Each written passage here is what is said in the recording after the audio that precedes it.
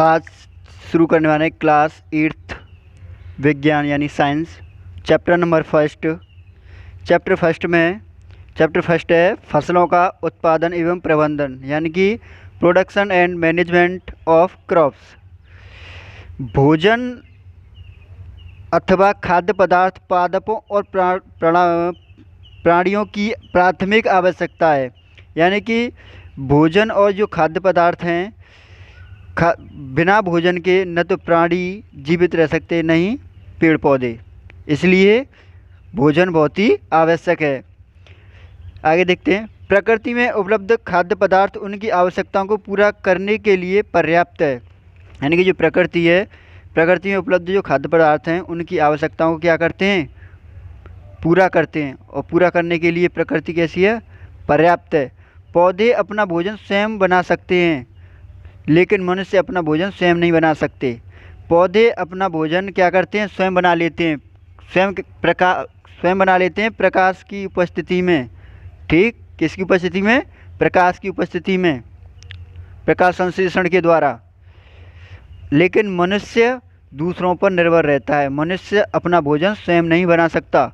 मनुष्य को अपना भोजन पौधों एवं उन्हें खाने वाले अन्य जंतुओं से प्राप्त होता है। मनुष्यों को भोजन कहाँ से प्राप्त होता है, पौधों एवं अन्य खाने वाले जंतुओं से। जैसा कि आप जानते हैं कि भारत एक कृषि प्रधान देश है तथा हमारे देश की जनसंख्या भी अधिक है। अधिक जनसंख्या का सीधा प्रभाव खाद्य पदार्थों पर पड़ता है। इतनी जनसंख्या को भोजन प्रदान करने के लिए फसलों का नियमित उत्पादन और प्रबंधन अत्यावश्यक है। इसको खाद्य उपलब्ध कराने के लिए पौधों और खाद्य पदार्थों को बड़ी मात्रा में उगाया जाता है। यह सभी खाद्य पदार्थ फसलों की खेती द्वारा ही प्राप्त होते हैं। यानी कि हमारा देश जो एक कृषि प्रधान देश है, यानी कि सबसे ज़्यादा कृषि होती है हमारे भारत देश में। और हमारे देश की जनसंख्या भी अधिक है और हमारे देश में कृषि सबसे ज़्यादा होती है, फिर भी हमारे देश में भुखमरी है। फिर भी हमारे देश में क्या है, लोग भूख से मरते हैं, फिर भी गरीबी है। इसका कारण क्या है, इसका मेन कारण है पॉपुलेशन में ग्रोथ, यानी कि जनसंख्या में वृद्धि। अगर जनसंख्या में वृद्धि कम कर दी जाए तो अनाज की इतनी भुखमरी न होगी। तो इसका कारण यही है, जनसंख्या वृद्धि, और यही आपको बताया गया है आपके इस बुक में। अब आगे देखते हैं फसलें, क्रॉप्स। भूमि का वह हिस्सा जहाँ खाद्य पदार्थों को उगाया जाता है खेत कहलाता है। आप सभी जानते हैं खेत क्या होते हैं, जिसमें हम खाने पीने की चीज़ें उगाते हैं। भैंस या जानवरों के लिए चारा उगाते हैं, उन्हीं को तो खेत कहते हैं। खेतों में बड़े पैमाने पर खाद्य पदार्थों की खेती होती है। ये आप सभी जानते हैं कि खेतों में बड़े पैमाने पर क्या होता है, खाद्य पदार्थों की खेती होती है, जिन्हें फसलों की खेती कहते हैं।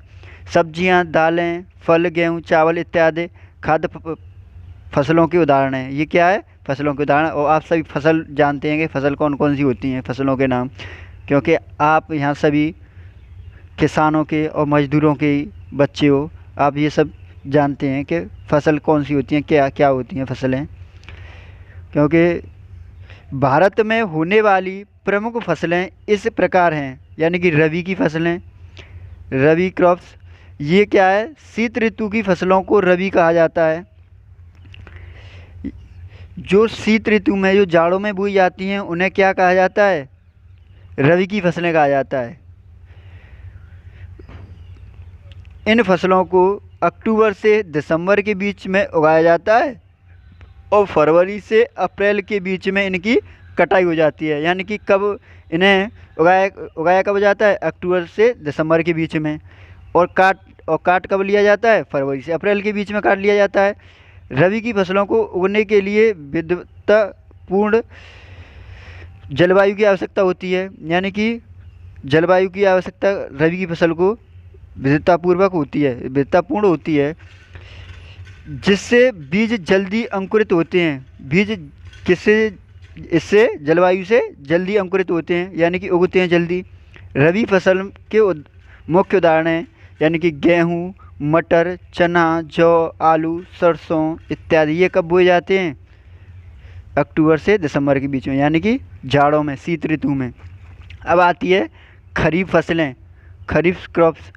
वर्षा ऋतु की फसलों को खरीफ कहा जाता है। इनको मई से जुलाई के बीच में उगाया जाता है और इनकी कटाई सितंबर और अक्टूबर के बीच में की जाती है। यानी कि उगाया कब जाता है? मई से जुलाई के बीच में, और कटाई हो जाती है सितंबर से अक्टूबर के बीच में। खरीफ की फसल को दक्षिणी पश्चिमी मानसून के समय बोया जाता है और फसल के बोए जाने के समय आर्द्रता अधिक होती है यानी कि आर्द्रता अधिक होती है यानी कि उमस अधिक होती है, जबकि कटाई के समय शुष्कता अधिक होती है।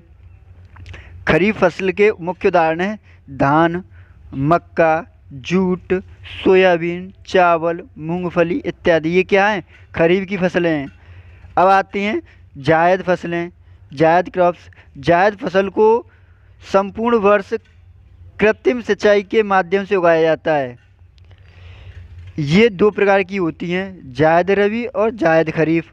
यानी जायद खरीफ की फसल को अगस्त से सितंबर के बीच में बोया जाता है। कब बोया जाता है जायद खरीफ की फसल को? अगस्त से सितंबर के बीच में, और इसकी कटाई दिसंबर और जनवरी के बीच में होती है। और जायद खरीफ फसल के मुख्य उदाहरण हैं धान, ज्वार, कपास ये इत्यादि। ये क्या हैं? जायद खरीफ के उदाहरण। और जायद रबी की फसल को फरवरी से मार्च में बोया जाता है और इसकी कटाई अप्रैल और मई के बीच में होती है। जायद रबी फसल के मुख्य उदाहरण हैं खरबूज, तरबूज, सब्जियां। ये क्या हैं? जायद रबी फसलें हैं जो अब चल रहा है।